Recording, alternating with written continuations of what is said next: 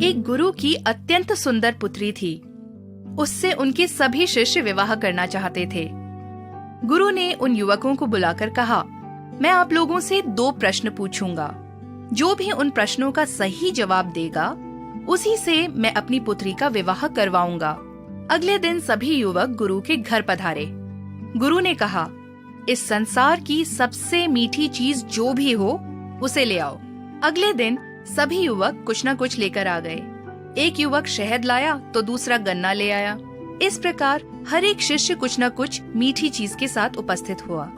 सबसे आखिर में गुरुजी का गरीब शिष्य खड़ा था। उसे देखते ही गुरुजी ने हैरानी से पूछा, क्या तुम भी?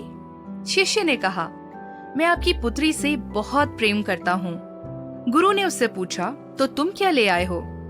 शिष्य ने उत्तर दिया, गुरुजी, इस संसार में इंसान की जीभ से बढ़कर कुछ भी नहीं है।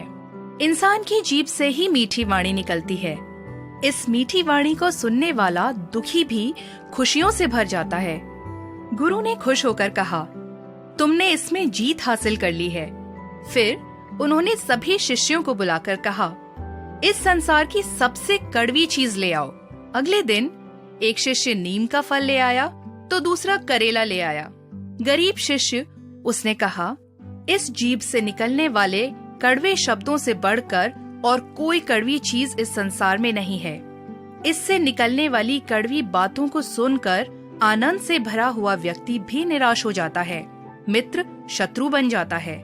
इसलिए मनुष्य की जीभ ही इस संसार की सबसे कड़वी चीज है। शिष्य को अत्यंत ज्ञानी देखकर गुरु ने अपनी पुत्री का विवाह उससे करवा दिया। हाँ मित्रों, हमारी जीभ एक बहुत ही बढ़िया चीज है। वही स्वर्ग का द्वार भी है और नरक की सीढ़ी भी है।